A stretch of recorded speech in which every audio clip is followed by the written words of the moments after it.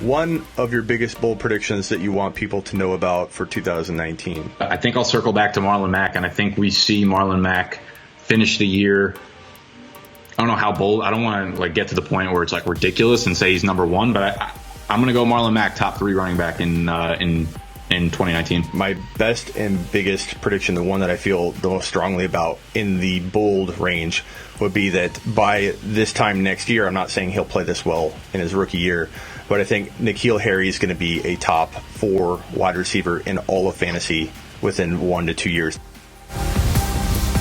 All right, well, let's get into a mock draft. I think that's what people are probably most excited for. Feel free to kind of be bold in it, too, with some explanations so people know, hey, get him later, but this is how much I like this player. I'm not too familiar with some of your players that you like within this top 30 or so. I do know that the one player I do know, to spoil this, that we both like a lot more than other people is Dalvin Cook. So we'll be fighting over where we make a fool out of ourselves drafting him way higher than his ADP. I'll give you the first overall pick, and for the viewers, this will be a PPR format. It'll be we're not going to worry about what player corresponds with that pick. So if you pick second, we're not going to worry about really picking for that actual team. Since it's only 3 rounds, it's not like we're going to need to worry about that, because you'll be able to, no matter what position you went, even if you went 3 running backs, all of them will be able to get into your starting lineup. So right, you are up.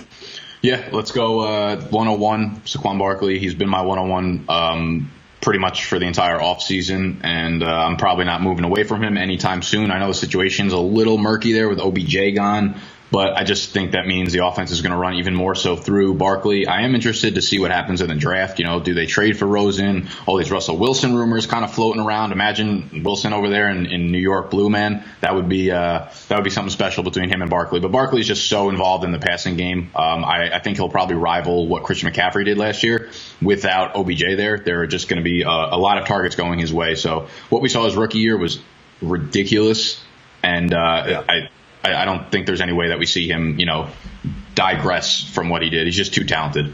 So yeah, I have to say, I mean, it's hard to argue anybody picking him at the top spot just because he's so talented. I do worry about 8-man fronts. I do worry about Odell Beckham Jr. not being there. But then again, he's been hurt and they've survived. But I think it's a little different mentality for defenses when literally it's going to Barkley. But we'll see. I think yards per carry could go down. I think it's going to be harder for him to get in the end zone. He's going to have to make more plays for himself. But, he is capable of that. And I think 2 or 3 overall, that's still pretty good. I'm not throwing too much disrespect his way. But so my number 1.01 would have been, and so I'm glad he's here for me, would be Alvin Kamara. And I think that might shock some people. I think some guys have him 3, 4, 5. But when you have back-to-back 81-yard receiving seasons, you have 1,500 plus total yards in back-to-back years. It's only 2 years he's played, and over 13 TDs in both of those seasons. And he is one of the hardest working running backs in the NFL.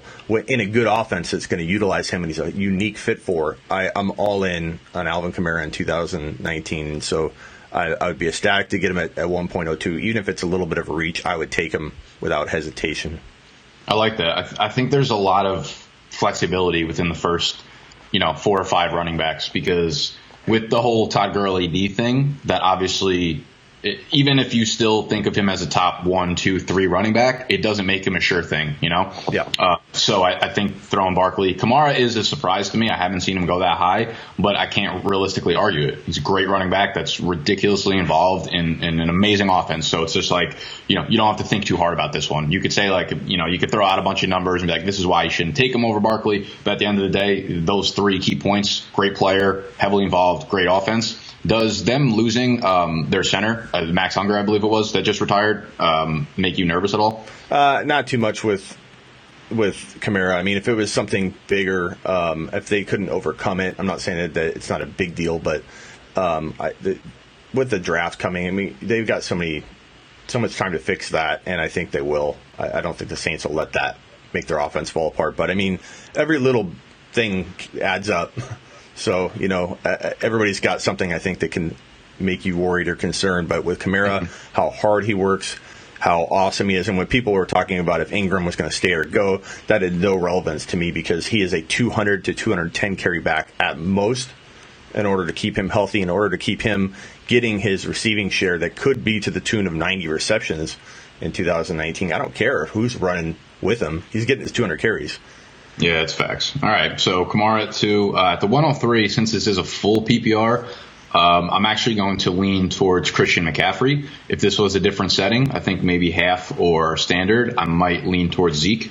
But just what we saw from McCaffrey last year, 104 catches. And, people are talking about how his workload might come down. I think at the worst, it's going to be like Kamara, where maybe he doesn't see as many carries as he did last year. But listen, take those 4-yard carries, those 5-yard carries, get them off McCaffrey's plate. I don't care. Those are not what win you fantasy leagues. They're not what, put up the points on a week-over-week basis. He's still going to be the most utilized weapon in that passing offense. And he's still an explosive playmaker that can hit the home run at any given point during the game. So McCaffrey, another guy like Kamara, is just I don't think you have to think too hard about it. So I'm very high on McCaffrey again this year. Yeah, and again, I may have him in a different spot, but like you just said, you can't argue it really. There are just some things that, with this top 4, and Gurley is not in it for me. With this top 4, I think it's just you can't really go wrong, and it's the one year, and I've talked about this strategy, that I love an auction. Getting 2 of my top 3, so getting Kamara and Zeke Elliott are 2 of my top 4, getting 2 of those guys on one team, and yes, being thin elsewhere at wide receiver, drafting a slew of sleeper wide receivers. It's one of my favorite strategies, and then top it off, pairing it with one of the top QBs. I think it makes for an exciting, potent fantasy powerhouse that can win and dominate if you do land your sleepers. So number 4. I'm going to go with Zeke Elliott, who would really be my 1.02, which is why I think people are a little shocked sometimes when they see my rankings that I have Barkley number 3. But Zeke, to me, since they traded for Amari Cooper, he was, I believe, the best running back in fantasy football from the point that they got Cooper on. So, and very excited to see him become a PPR, machine, something that people weren't necessarily going to bank on heading into last year. So, really is the well-rounded guy that's going to, potentially be a lock for top 3 numbers. So, you can't really go wrong as long as he's healthy, and that part you can't predict. Yeah. Again, like I said, any of the top 4 guys I'm happy with as being my running back 1. The only thing with Zeke, like I said, it depends on the scoring format for me, because I don't necessarily think that Zeke is the running back that we saw over the second half of last year. Like, he's an elite running back, but not in the pass catching game, in my opinion. He was on pace to catch like 100 passes over the second half of the year or something like that. I'm just like, I don't know if I really think Zeke is that guy, but, half PPR, he probably is my 102. So with him at 4, completely happy with that. At the 5, I'm going to go with Melvin Gordon of the Chargers. He's another elite running back. The only concern, the only thing putting him outside of that top 4 for me is just, a little bit of the injury bug. He's missed multiple games in, I believe, 3 of the 4 NFL seasons that he's played in so far. But when he's on the field, he's, producing the same fantasy numbers as any of the top 4 guys there. It's just going to be a good offense again. Terrell Williams is the only piece they lost. They bring back Hunter Henry. Mike Williams gets more involved. It's a lot of the same as it was last year. If at worst, it's going to be an above-average offense. So that's what you look for, a guy who's heavily involved in both the passing game, down by the goal line, and gets tons of volume. So Melvin Gordon is my 105 here. And to be honest with you, like, if you wanted to take him at the 102 or something like that, I really couldn't argue that. Yeah, I mean, the numbers are always there. He's a TD. He's probably the best bet to be a 10 to 12 plus TD guy on the ground than I think anybody here, aside from Barkley maybe. So I love it. I think between McCaffrey and Kamara, you got a lot more PPR appeal, but Melvin Gordon is a workhorse and a beast that I think you can almost bank on like 100 and a touchdown if he's healthy and on the field. So I love Gordon. I can't argue with anything crazy, and people would call, I think, just like my Kamara is a little bit out there. I think people call him at 1.02 a little bit of a reach, but I like it. I'm all about bold stuff, man. That's how I roll. So I think that gives the viewers and both our audiences a good feel for just how awesome he could be, and that you'll let him fall if possible, right? Using ADP, but that shows how much you really like him and how big of a season you expect. So that's good. Hopkins, I think I would probably throw in DeAndre Hopkins right at the 6th spot because, at this point, I do still like some of the running backs. I still like Lev Bell. As we mentioned, Dalvin Cook I do like, but the chance to get the top wide receiver in PPR at this stage in the game, I think is a pretty good move, a smart move. And so I would take DeAndre right here, and I expect a good, double-digit touchdown season out of him in 2019. Yeah, I'm with you there. He's my wide receiver 1, and at the 7th spot, I would go with my wide receiver 2 in Davante Adams. I think him and D-Hop are just so close in, I think, what they bring to the table in fantasy. And Davante Adams is just, in a PPR league, his floor is ridiculous, right? He's giving you 12, 14, 15 points every single week. And I'm really excited to actually see what they do here in Green Bay with the new coaching staff with Matt LaFleur coming in. I think Aaron Rodgers is going to have a little bit more rejuvenation. I think this offense can score more touchdowns. And I think Davante Adams, if you're going to say, Melvin Gordon's a lock for double-digit touchdowns from the running back position, same thing with Davante Adams. He might not have that ceiling that D-Hop might put up on any given week where he catches 11 passes for 190 yards and 2 touchdowns or something like that. Yeah. And Davante Adams, I think, does, right? He can improve to be that player. But the floor is just ridiculous, and the touchdown floor for me is double digits pretty much. Yeah, I really like Davante Adams and pairing him with Aaron Rodgers and drafting the two together on a fantasy team. I think that makes for quite a exciting fantasy season. And with Rodgers falling so far, we'll see where he falls in our draft. But I think that's a very attainable approach and gives you two, elite studs that can carry you week in and week out. So I do love the Adams pick. He feels very rock solid in 2019. So.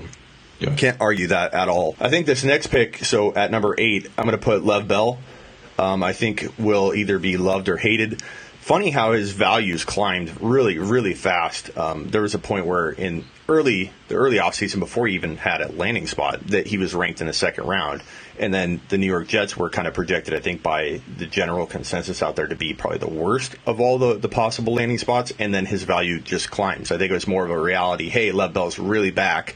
Let's start ranking him where he deserves to be ranked. So kind of shocking that we've seen him go up so fast, but I think 8 might still make people uneasy and a lot of doubters out there, so you may be able to get him a little further down. I don't know. Kind of depends on your league mates and who you draft with, but I think, to me, he didn't show any signs of slowing down whatsoever. Yes, he held out a whole year, but he's coming back with a whole offseason to prepare. So the whole, he's holding out, he's going to get hurt. That's a totally different scenario if someone's holding out until week 4 and getting thrown in there. So I have no problems about his holdout. If anything, maybe it makes him a little bit more rested. But what are your thoughts on that pick, and where would you take Lev Bell? Yeah, I have no problem with the holdout either. I agree with you that I thought it was a good thing for his body. I am more concerned about the situation, and I do think the Jets are probably going to overperform compared to where a lot of people imagine the offense is going to be. I think they will take a step forward, but I absolutely hate Adam Gase as an offensive mind.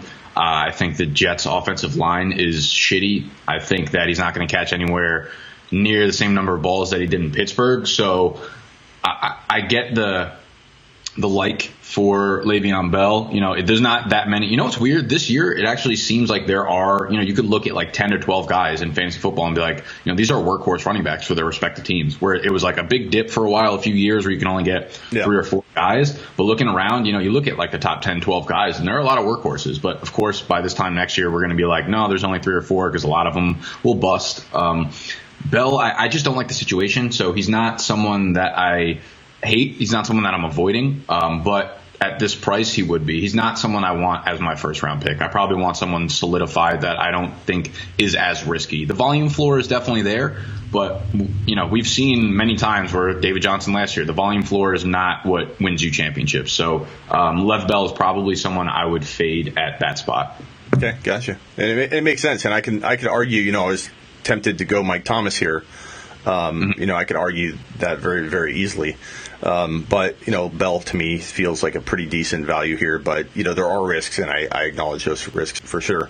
Mike Thomas might be a safer pick. But go ahead and drop your number 9. Yeah, so we're not here to be safe. I know we talked about this guy pre-show, and at number 9, now he is actually currently, I believe, I don't remember if I put him as 6 on my big board or if I threw the top 5 running backs and then D-Hop, Davante Adams, and then Dalvin Cook. But Dalvin Cook will be in my 9 hole. And just going off that, most drafts, I would assume, will not have to take him this high.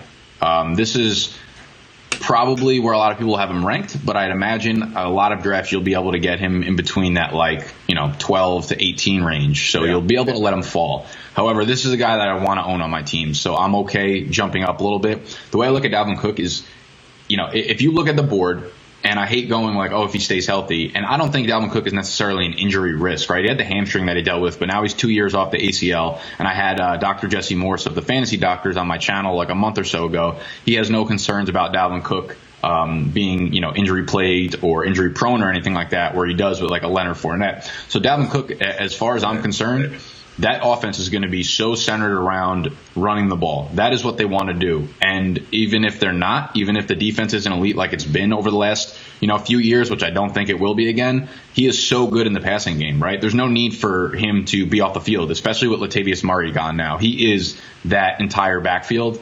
And he's someone that's so electric. So if he's healthy for the full 16, even if you're getting him for 14 games, he's going to be Melvin Gordon. The same thing as Melvin Gordon pretty much. So if Dalvin Cook's on the field, he is a high-end RB1 in my opinion. So I like the end of the first. And I love that. Before we were talking about how that was going to be something we were going to race to do is draft him.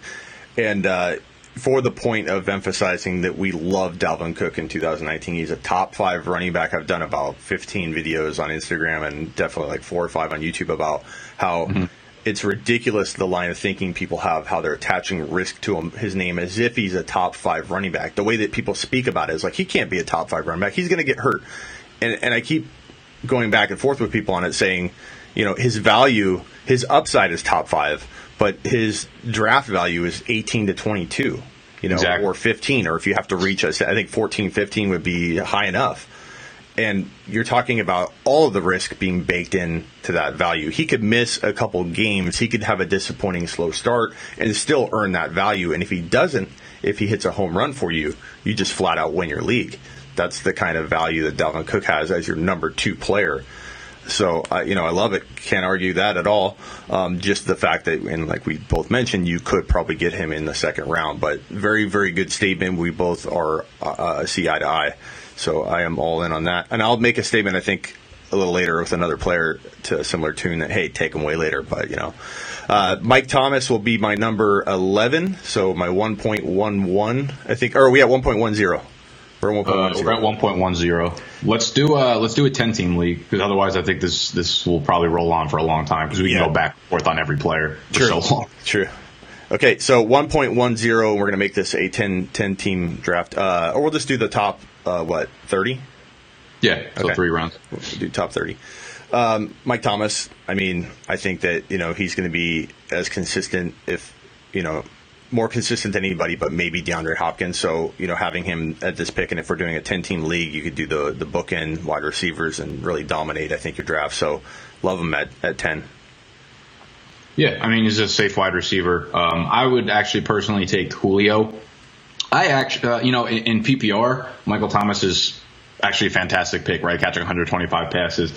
I'm a little nervous about the passing offense as a whole. Drew Brees is he just had one of his most efficient years ever, but they're taking less chances. They're not throwing the ball deep that much. They are relying on throwing the ball to their running backs on 30% of their dropbacks, and they don't take those shots down the field. And obviously Mike Thomas doesn't need those to succeed. But you like to see a guy like Julio Jones, if you are debating between them at the 3 spot, Julio gets a lot of shots downfield, you know what I mean, as opposed to Drew Brees, who I'm not even really confident in his arm anymore, even if they do start to take more shots down the field.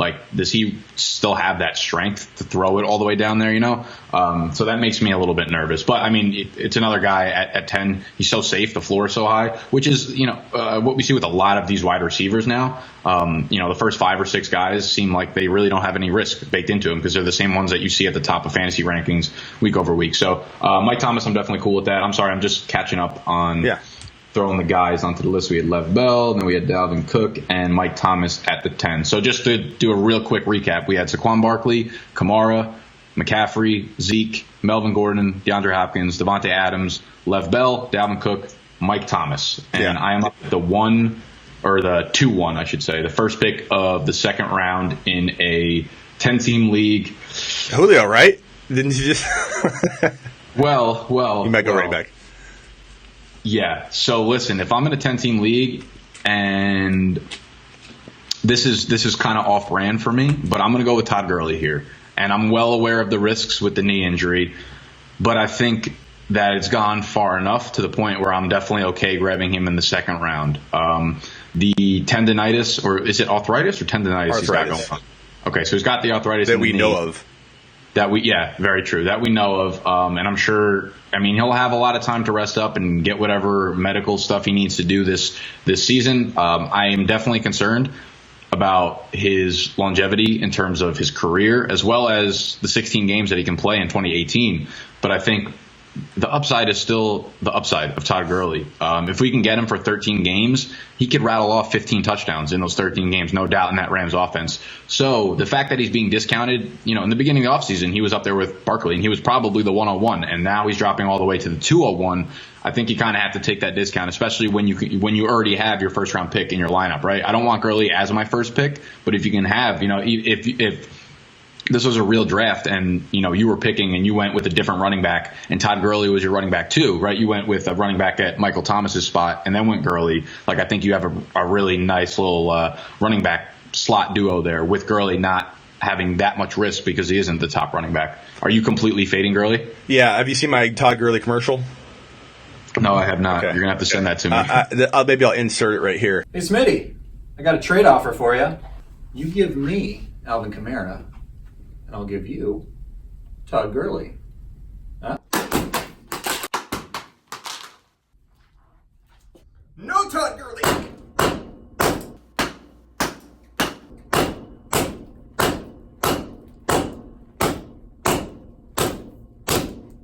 And then that way the viewers can watch it. But my user base is probably tired of me beating a dead horse on this topic, but I feel like I always continue to have to because he's going.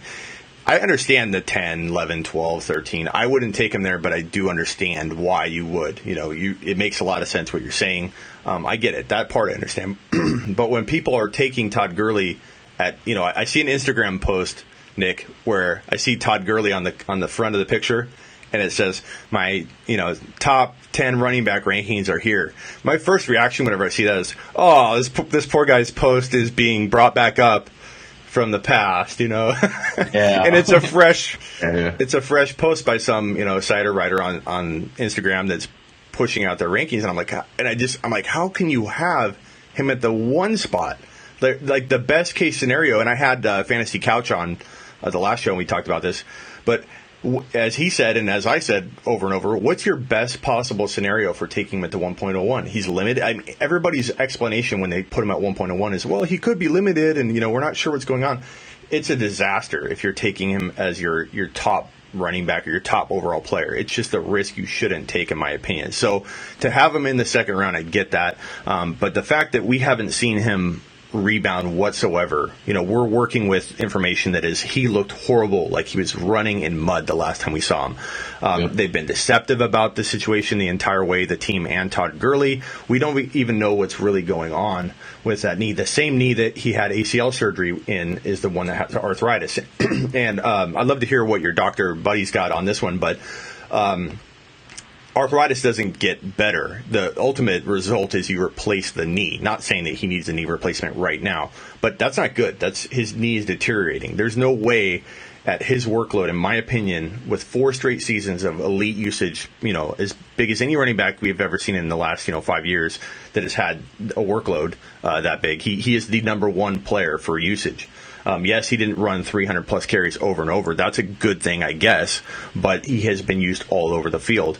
And his 2016 season where he was run into the ground, I am very shocked he didn't exit that season with a big injury because he looked awful. And to the point where people actually had him in, the second or third round heading into 2018? I believe it was the late second round at the earliest. That's how much people doubted him coming out of that year. So I don't mean to go on a long rant on this one, but I personally would still stay away here, but I totally understand, taking him this late. I just don't understand taking him anywhere near the top 4 running backs at all. Well, the general consensus of America who isn't, thinking about fantasy football at this time of the year will probably, friends and family leagues will have Gurley in the top 5. I'm assuming, unless, enough of the buzz and the hype from our community kind of gets out there. But I would assume he goes top 5. And for those of y'all listening, please don't do that. So yeah, I mean, obviously there's a ton of risk. I don't know if you can name a riskier player with Todd Gurley. My Dr. Jesse Morris pretty much said the same thing that you did, in that it's like, it's not getting better. It's only going to get worse. He's going to need knee replacements, but he's so young that it's like, that's a huge issue. So, you can listen to all the coach speak about how he's going to be the biggest part of their team game plan and whatnot. But listen, they're probably going to draft another running back. They re-signed Malcolm Brown. They're definitely nervous on their side of things. So yeah, I said. Yeah, go ahead. They said they're going to use him in a Super Bowl too. So, like you said, coach speak. Don't listen to that. And they could draft a big name rookie running back, and then what's going to happen? Like you said, there's no riskier player. There's one other player I'll talk about when we get to that I think is near some of the same risk. But also, real quickly, Nick, I went on when I launched my channel, because the Fantasy Football Show on YouTube is brand new, despite me being in the industry for 15 years. I launched the video show. I've been on TV, done different things, but this is like the first video show that I've actually created. So I launched that in January, only been up for a little over 3 months, 3 months. And one of the first things I did is I did a live 24-hour stream where I didn't stop streaming. I just did a 24-hour stream. It took like 4 1-minute bathroom breaks. And that was crazy. Then the second thing I did is I went on and said, no Todd Gurley 5,000 times in a row. It took me like an hour and a half, almost 2 hours, something like that. And I said, no Todd Gurley, no Todd Gurley, no Todd Gurley 5,000 times in a row, to prove and spread the word about both my channel and the don't draft Todd Gurley awareness movement that I've been trying to kick into gear since January. So check both of those out. I don't recommend you watching even more than 5 minutes of either, but it is kind of entertaining to kind of click in and look. But that's my stance on Todd Gurley. That's why I think people get tired of it, because I beat it like a dead horse. All right, 2:12. You're on the clock. All right, we'll start moving quicker. Sorry about that. I'm going to go with Odell Beckham Jr., and I think pairing him with Mike Thomas, or if you're doing those bookend wide receiver picks, man, you're going to scoop up, a Freeman or a Derrick Henry, or grip of potential running backs down the way. So love the wide receivers in this range. Yeah, I like that. This is probably where I would start diving into the wide receivers as well. Odell likely would have been my pick. Debatably Julio, who will be my pick right now. Julio, again, one of those guys, just a ridiculously safe floor. I would go Julio over Odell just because I think Odell is very risky compared to the other guys up top. I think the injury risk for him is very, very real. I don't know if you've ever used the site Sports Injury Predictor before, but Odell Beckham is actually the highest risk of any NFL player this year. They have him slated to miss about 7.8 games, so basically half the season. He's someone who's dealt with injury since he came into the league, and I think people are kind of underlooking that just because they're like, oh, the only reason that he's not put up numbers sometimes when you draft him is because he's played with Eli. It's like, no, he's been off the field a lot of the time too, and moving from New York to Cleveland doesn't make him any less of an injury risk. So that's my only problem. Obviously, the ceiling goes way higher now that he's in Cleveland with Baker Mayfield, but for me, the only reason I would have been avoiding him in the first place didn't really have to do with Eli. If he was on the field, he was producing, didn't matter who the fuck was at quarterback. Him with his injury risk is what scared me. So I would have gone Julio there, and that's why I'll go with Julio here at the 13th pick overall. Yeah, we'll just call him what the numbers are. That's fine, 13, 14. Yeah, whatever. Yeah. So Julio stuff for me. Can't argue Julio there. I do like Julio there. I do worry about the injuries. I do think that, in a good year to year and a half, we'll be talking about Calvin Ridley being the wide receiver one there. I'm excited about Calvin Ridley. I don't think we'll get to him in this top 30, but I wanted to mention that. Insert a little Calvin Ridley action there, because I think that he brand, I get it. You what? For your brand, I get it. Yeah, because I think he's going to be one of the biggest breakouts for players taken as late as he's going to get taken. I think at this point, man, I don't know how I can let David Johnson fall any further at 14. I think he could have a big bounce back year. He has some risks, which is why you see him falling to 14, because he's a top potential 5 running back. But I think, again, same thing that we talked about Cook, when you can get a potential top 5 running back at a value that kind of builds in that risk, I think it's a safe pick. So David Johnson will be 14 for me, and hope that they make the changes they need to make to get him the ball enough to make him productive in both the passing and receiving game. Yeah, David Johnson has been a tough one for me. I just don't know if I trust what's going on there in Arizona. We also haven't seen David Johnson be good in this is going to be 3 years now. This is going to be the 3rd year, right? Because he missed all 2017. And no matter how you twist it, the team wasn't good, but he was also bad too. When you watch him, he wasn't doing anything. He was not the David Johnson of 2016. So that makes me nervous. And he's getting to the age where it's not like, okay, he's 24, 25. I'm sure he'll hit his prime now. But it's like, how many running backs you see hit their prime, come down from it, and then reinsert themselves as the top running back in the league? So my concern is that, their offense could still be shit. I do like Cliff coming in there, and they're going to be more pass heavy, and he will get more opportunities in space. But my concern with him is more like, is David Johnson, does he even still have that ceiling that people thought he had a couple of years ago? I'm not convinced that is even close to there. So he's another guy that should be the workhorse there. He should get tons of volume. But in reality, what's the difference between David Johnson and a guy like Joe Mixon? Now, I'm not going to take Joe Mixon right now. I think I'm going to let him fall another couple picks. But at the 15th spot, I'm going to go with Juju. I absolutely love Juju this year in Pittsburgh. With Antonio Brown gone, his target floor is going to be ridiculously high, right? He was 4th in the NFL in targets last year. Antonio Brown was 2nd. Now Brown is gone. They are desperate for Juju to take over as that wide receiver 1. You obviously know Juju and Ben have this chemistry, even if it is something like they have mutual enemies, so they love each other so much now between the whole Antonio Brown thing.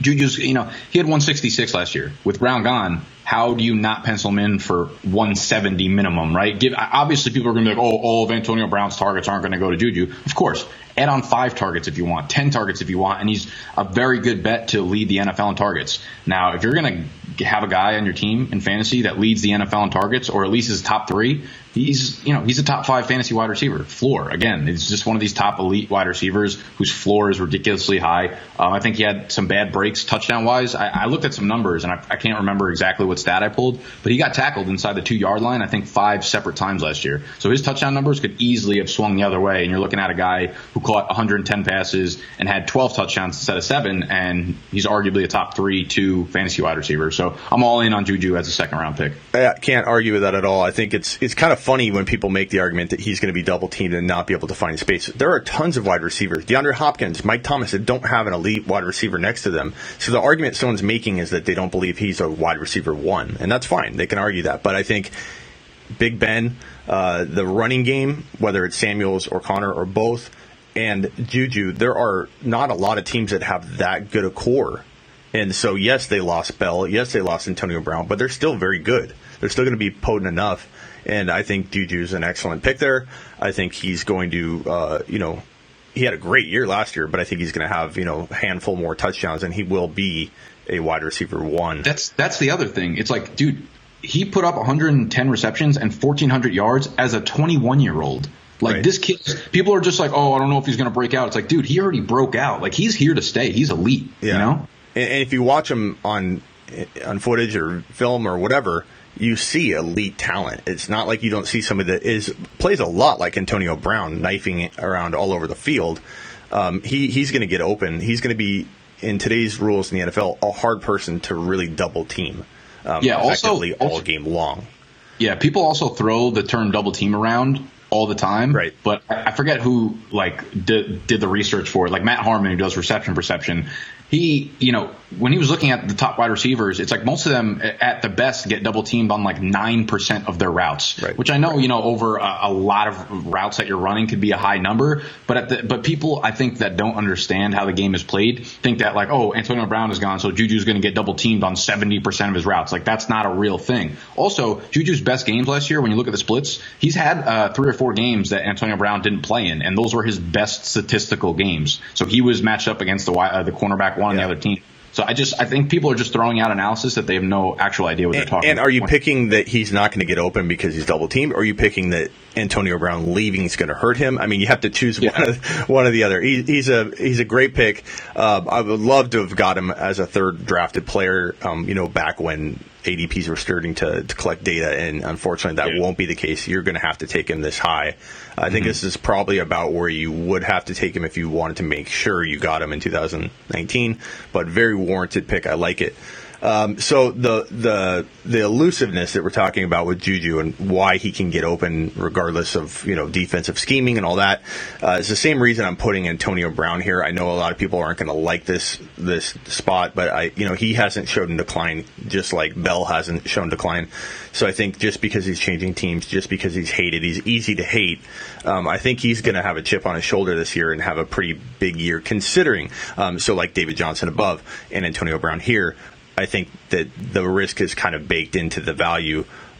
So would I want to take them top 5? I'm expecting hopefully top 5 out of both those guys, but I'm going to conservatively draft them in a place that has room for error. And I think 16 overall. Are we at 16? 16 overall. 16. Yeah. I think that's a good spot for Antonio Brown. I could go a couple different ways, I'll be honest, but that's just the player that I'm going to select.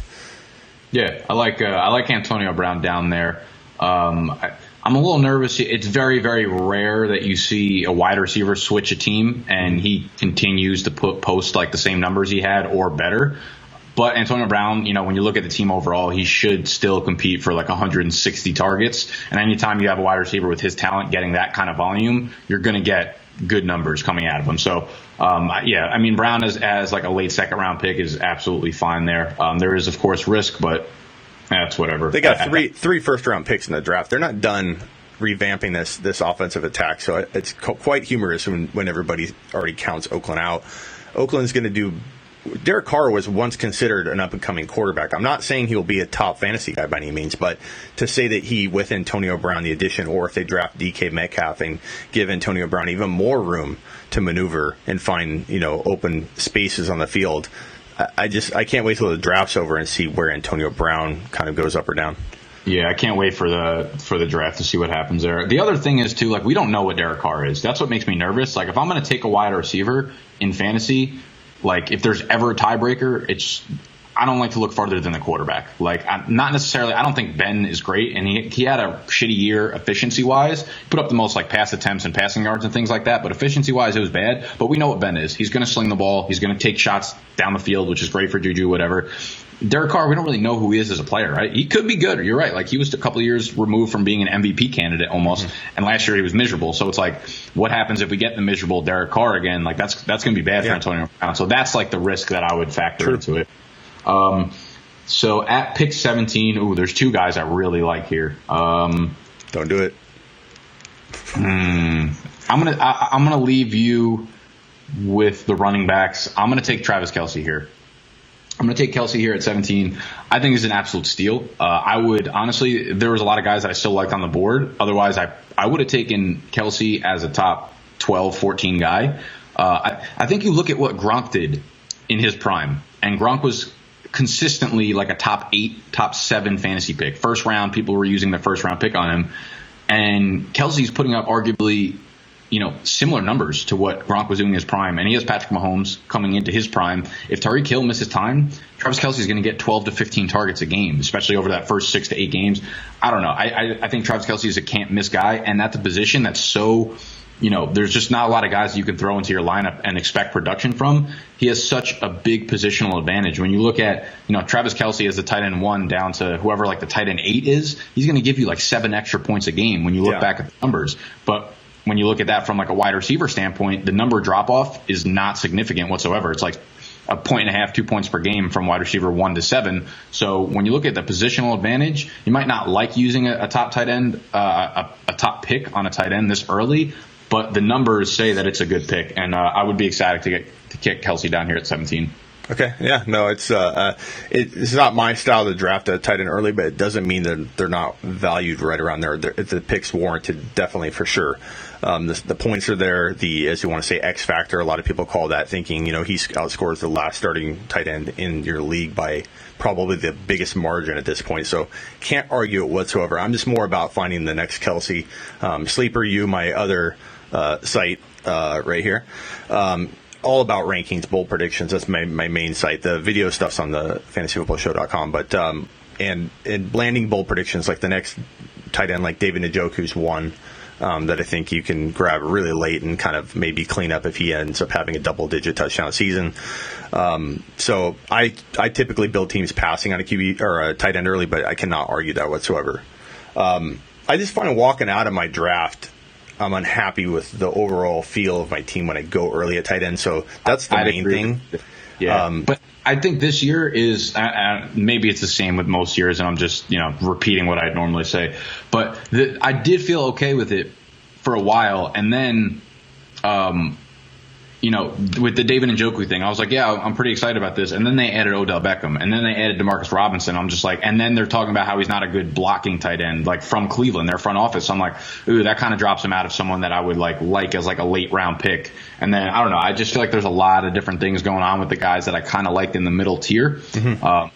That make me a little bit nervous. So now it's like, okay, now I really want to make sure I get one of those top 3 guys. Yeah. So normally, if it's my team, only because we're kind of going by, it's almost like we're going by rankings at this point. Right. My team, I'm going to be looking to target whoever falls to the 3rd round, whether it's Kelsey, Ertz, or Kittle. Yeah. I like my team how it turns out at the end when I don't use a top 2 pick on tight end, and probably even a top 3, but you can't have your cake and eat it too. So I'd normally be looking at 3rd round pick for a tight end. And my advice to people is always go best player available in your mind. You can't stray wrong. You can't walk out of a draft disappointed in your team when you like every single pick you make. It's the people that go in a tier and they're like, well, I have to pick this player because they're at the very last pick player in that tier. I don't like the player.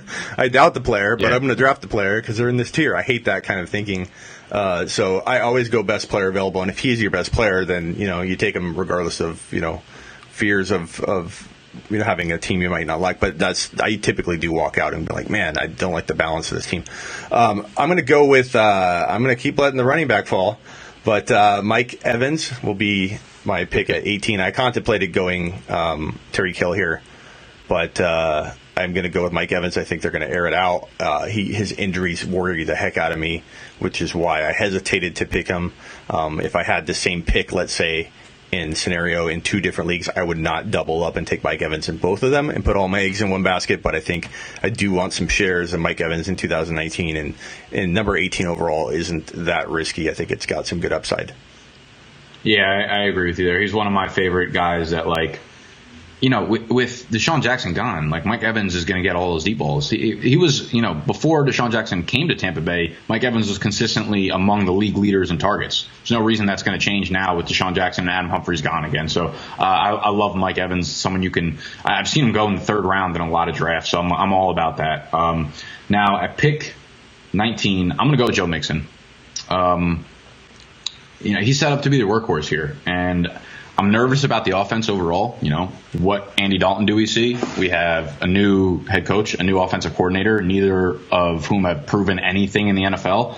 So, yes, it's nice to switch it up, and we're like, okay, no more Marvin Lewis. At least, they'll get some rejuvenation in the offense, and hopefully that means getting Mixon more involved in the passing game.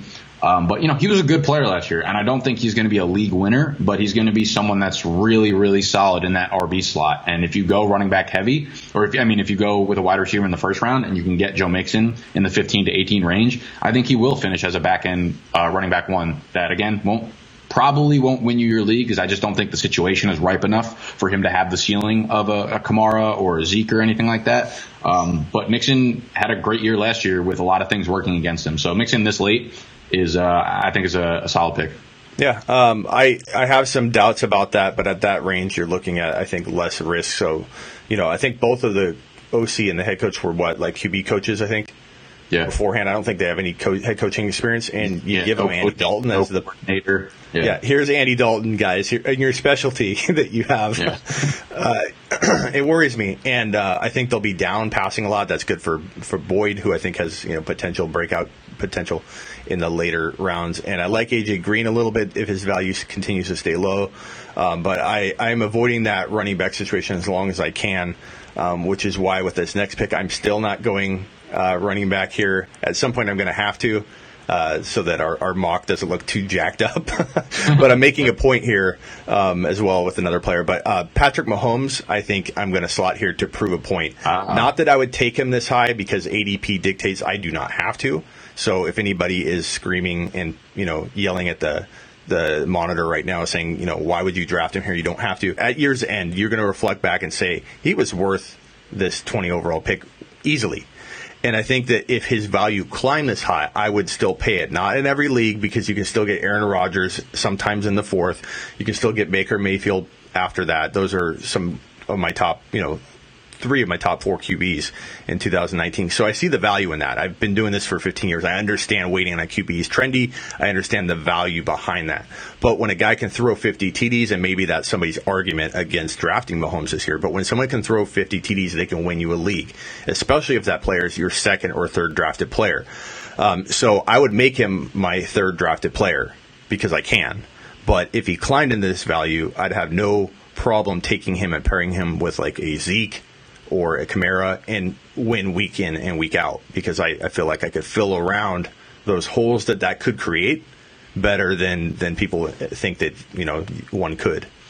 Yeah, I'm of the waiting on the quarterback thing. I probably won't touch Mahomes unless he falls into the 4th round. Maybe if I'm in like 7 redraft leagues, I'll try to get him early, because I owned him in multiple super flex leagues last year. And my God, I am going to miss that guy being in the top of my lineup, man. He was something else. But I also think you're paying for what he did last year. And I do think he'll be quarterback 1 again. His numbers will drop off. I think that's just normal efficiency speaking. But I'll still end up with 40 passing touchdowns, probably 5 rushing touchdowns, which will be good for quarterback 1 numbers. But I think if you can get Andrew Luck like 3 rounds later with that offensive line, it's just going to be ridiculous. Them adding weapons probably to the draft. I'm going to wait on quarterbacks. I do still think there are some really solid players on the board still. You know what's interesting, real quick, if you don't mind?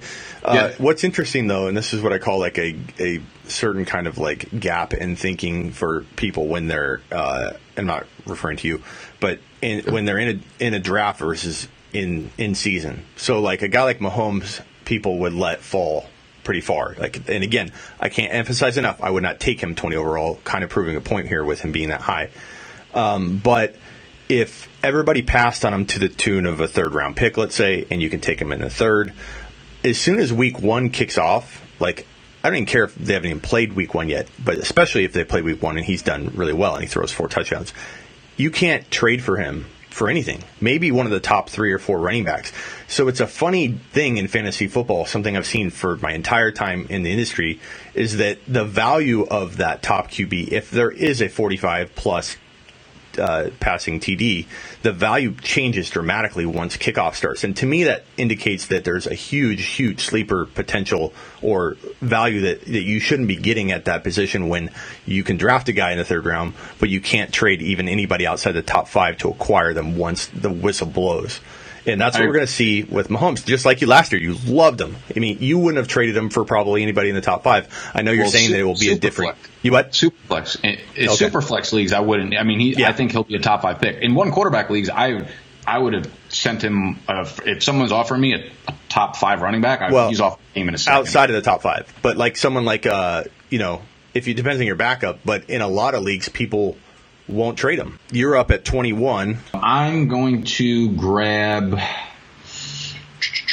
Let me look at the board for a second. We'll pretend I'm on the clock right now. The sweat's dripping down. I'm nervous. What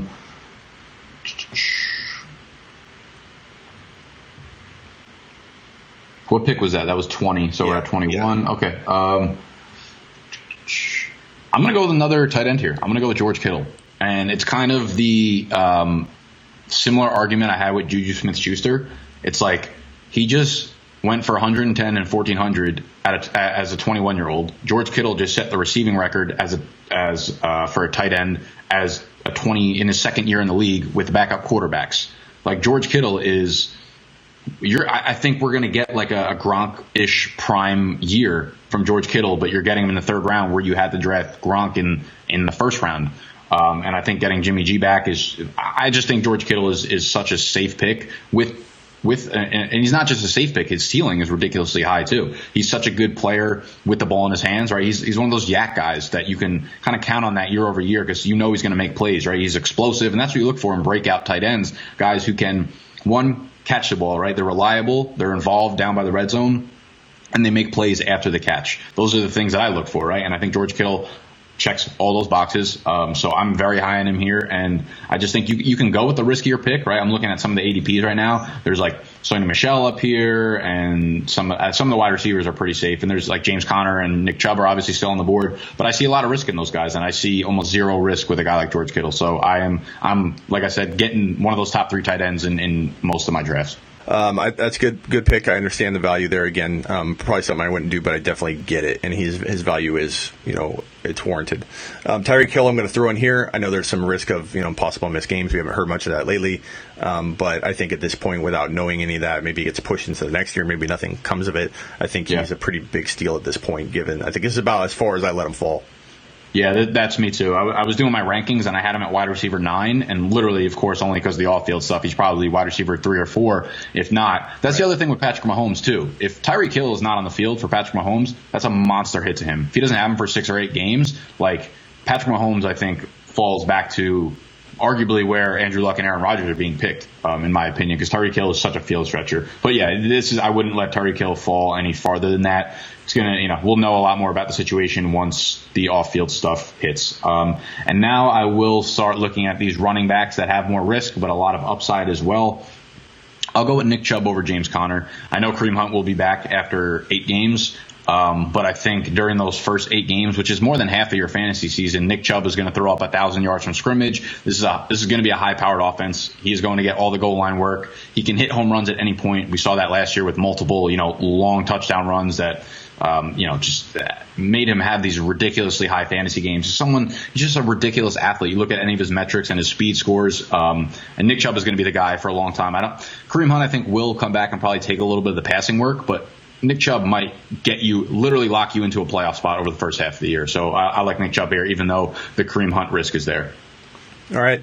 I agree with you that he has value. I do think that if you could let him fall into the third round or as a third drafted player, which we in a 12-team league be on the borderline for, that's when I start looking to invest and do everything I can to handcuff him to Kareem Hunt, because I think if you got them both, you're safe. If you're taking Nick Chubb in the top 12, top 15, that's when I think you're running a big risk that later on you're going to get screwed. Okay, so I tried my hardest not to draft James Conner. I've been waiting for you to just. I gave him to you. Yeah, I just keep, and I don't even. I'm still. Everyone's going to be shocked that I even do this because I have so much on this too. But I think that if he did fall to me at what would be just about third round value, I would do everything I can to handcuff him to Samuels and then feel pretty comfortable with it. So he has a 7 to 9 ADP in some cases, depending on the ADP that you look at, but top 10 overall player. So we've made a big statement here, letting James Conner fall all the way to 24 overall. James Conner, to me, he was my number 2 bold prediction last year out of all players in fantasy, written before there was talk about Bell even holding out. So I love the guy. I don't think there's anybody that wrote bolder things than I did on Conner last year. But he enters a totally different situation with Jalen Samuels kind of being this year's version of James Conner, that running backs coached him in college. So there's some rapport there, and Samuels looked every bit as good. And something I wrote in that bold prediction, which people forget, because I said together they would be the sleeping giant that would win leagues in 2019, written so far before Bell was going to hold out. I don't think I even talk about Bell holding out in the prediction. But my point is that Samuels is that important to me, and I badly want to pass on Conner here. But this is a value I'd be willing to pay and to make sure that I handcuff the two together. I would do, Nick, and I've told people this, that if you do see me draft Gurley or you see me draft Conner in 2019, it's to trade him. And I think when you have a 7 to 9 overall value, but you're falling to 24, I'll take the chance. I'll cuff him no matter what, and I'll take the chance that I don't trade him, but I'm probably going to turn him into a player that we took 6-7 spots up above, because he could probably command that, especially if you toss in something crazy, something crafty. Yeah. So going Conner, everyone's going to be shocked. I think if you're in my audience listening to this, you're definitely not going to be shocked, because I'm on board with you 100%. Jalen Samuels is the back I'm going to own in this backfield 10 rounds later than James Conner. I don't think Conner's that great of a running back. He doesn't create yards that well on his own. He does everything well, but he won't be as involved in the passing game as he was last year. So I'm definitely letting James Conner fall. I realized, too, looking at the board, because he dropped down a little bit for me, if I were able to make the Nick Chubb pick again, I would swap. I would have went Nick Chubb here, and Marlon Mack would have been the guy I took before James Conner. I absolutely love Marlon Mack this year. Looking at that situation, he played in 12 games last year, and he scored 10 touchdowns, had 1,000 yards from scrimmage. That offensive line is elite. They're young. They have the same 5 starters coming back. Continuity is a huge piece of offense and offensive line. They're going to be arguably, I think they were the 5th highest scoring offense in the NFL last year. And if you look at the top 4 teams above them. I think all of them have question marks, and I wouldn't be surprised whatsoever if the Colts were the number 1 scoring offense in the league next year. And what would that mean for Marlon Mack? Marlon Mack had 10 touchdowns last year, coming into the year injured, missing time. 10 touchdowns last year. There's no reason why he can't score 12 to 14 touchdowns this year as a lead back. They're coming out again and saying that he could be the featured back. Do we want to see more involvement in the passing game? Absolutely. But in college, he was very involved in the passing game. So whereas people always make the arguments like, oh, Derrick Henry, if they threw him the ball, he could catch. It's like, no, you're just saying that. We've literally never seen it happen. Marlon Mack was a very good pass catcher in college. Yeah, he's very good.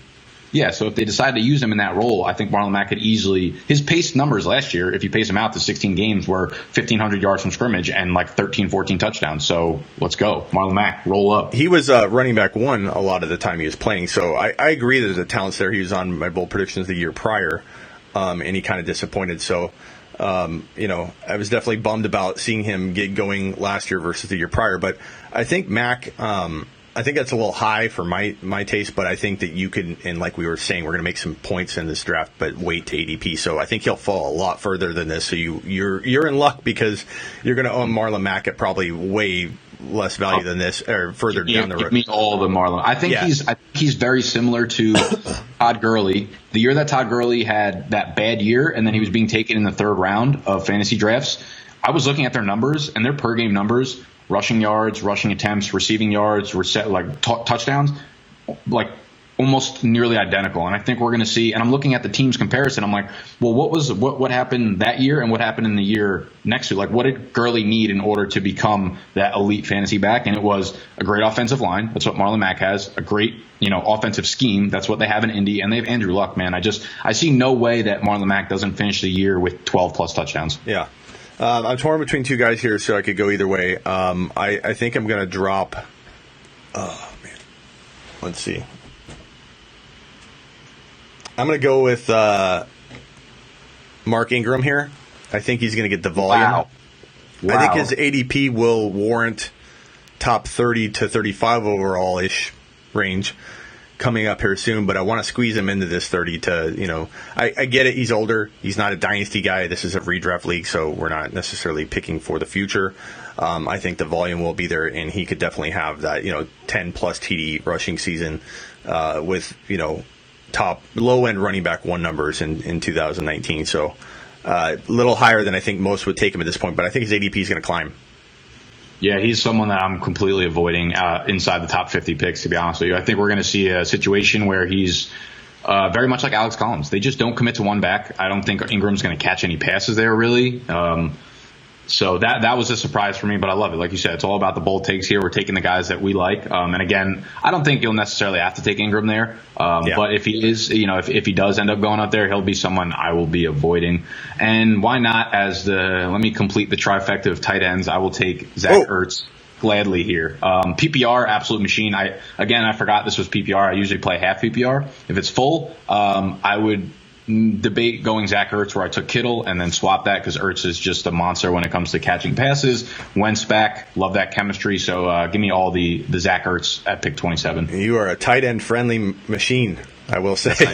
This is the point I'm making. It's like you got to get one of those 3 tight ends, and you're gonna if you want to do that, you're gonna have to take him in the first 3. Yeah, can't emphasize enough that we would use ADP to our advantage this whole way. So just make sure everybody understands that we're not suggesting you take Ingram. I'm not suggesting you take Ingram early. He's not suggesting you take Mack that early. We're in Mahomes at 20. You could take Mahomes probably at the late 3rd.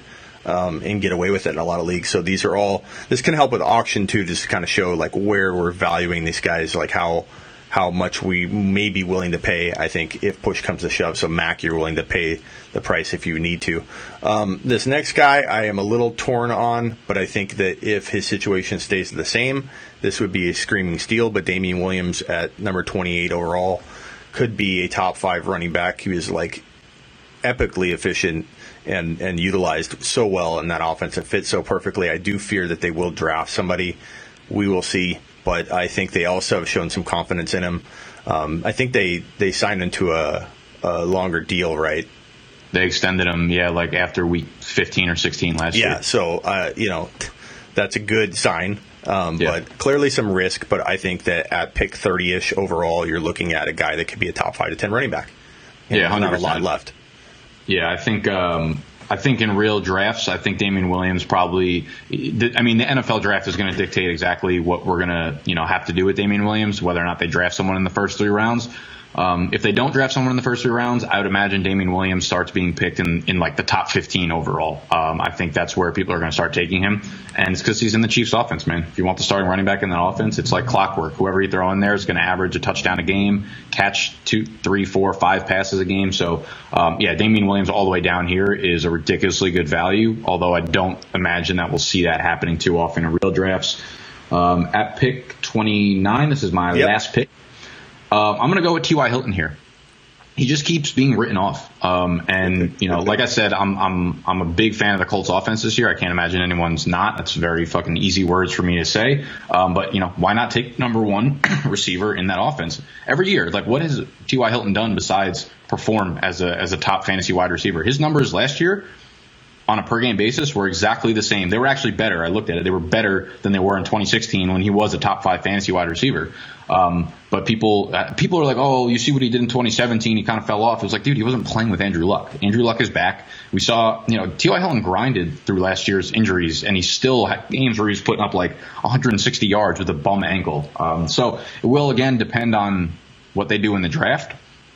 But I think this offense has a ridiculous upside. If they take a rookie even in the first round, he's not going to supplant T.Y. Hilton as a wide receiver 1 on that team. Right. You don't just come in as a rookie and throw up 1,200 yards, right? That's still T.Y. Hilton as a deep ball for Andrew Luck, who's another year gone from that shoulder injury. So 3rd round, I'm all in on Hilton too. Okay, I like it. And then when I'm done with this pick, maybe we'll throw out a couple names that we think maybe missed the cut that could be considered, or hey, that's a good value here. But Devonta Freeman, I think, is someone I'm going to throw out, even though you could probably get him a little bit later. I think he's the last. Well, not the last. I think Derrick Henry's got some potential to be top 10, but Freeman has top 6 to 10 running back appeal, and I think a lot of risk is available to. He could definitely weather through some ups and downs at this value, and Ito Smith you could handcuff pretty easily, but I think we're looking at a very, very good running back. Yes, they're going to throw a lot more, but fortunately for him, he's very good in the passing game, and I think they're going to lean on him a lot in 2019. He'll be one of those comeback players that I think really surprises. I'm a Falcons fan, and I'm staying away from Freeman, man. I think his top tier status is done as a fantasy running back. You should, I think you said you didn't see it already. You should watch the episode that I had Dr. Jesse Morse on, and he talks about Freeman too. I just think the violent style of running that he plays with, paired with the fact that he's not a bigger back, is not good for him. And I think we're going to see him turn into a 2-down grinder this year, and I think Ito Smith is going to take a lot of the passing down work. And I think that I also think the Falcons draft a running back in this draft. That would change some things for sure. Yeah, I think Damian Harris from Alabama would be a good fit in Atlanta, but I think they draft someone probably within the top 4 rounds at the position. Freeman just scares me. I don't like the injury concerns, and I just think that his involvement in the receiving game has gone down year over year over year. They like Smith there, who was a great pass catcher in college, and like you said, Dirk Cutter's offensive scheme is not favored towards the running backs. They go very heavily towards the wide receivers and stuff. So I'm not too high on Devonta Freeman this year. He scares me a lot. Derrick Henry was left out. Adam Thielen was left out. Keenan Allen, Amari Cooper, Aaron Jones, Phillip Lindsay, Tariq Cohen, Sony Michel, A.J. Green, all guys that fell out of that.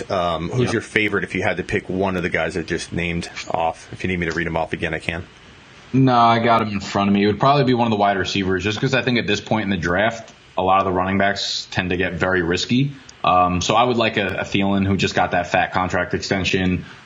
Keenan Allen would probably be my next one as well. So probably go Thielen and Keenan Allen, because we know what Thielen is, right? He's one of those big slot receivers that's going to get a ton of targets, regardless of who's at quarterback. But it's Kirk, and he loves Thielen. So I don't think we see what we saw the first half of the year, but I definitely don't think we see what we saw over the second half. So I think we kind of find somewhere in the middle, 1,200 yards, 8 to 10 touchdowns, and I'll take that, early 4th round. And same thing with Keenan Allen. So PPR, both of them are going to get theirs. All right. Well, hey, man, I appreciate you doing this. One more pick before we end the show. One of your biggest bold predictions that you want people to know about for 2019. Don't mean to put you on the spot there, but Yeah, no, I think I'll circle back to Marlon Mack, and I think we see Marlon Mack finish the year. I don't know how bold. I don't want to get to the point where it's ridiculous and say he's number one, but I'm going to go Marlon Mack, top 3 running back in 2019. Okay, mine's actually, I should have rephrased that. It could be anything. Mine's more of a dynasty prediction, but I'm going to say my best and biggest prediction, the one that I feel the most strongly about in the bold range, would be that by this time next year, I'm not saying he'll play this well in his rookie year, but I think NKeal Harry is going to be a top 4 wide receiver in all of fantasy within 1 to 2 years. Not saying it's going to happen. We're going to see it sprinkled in to the season, showing flashes of brilliance along the way.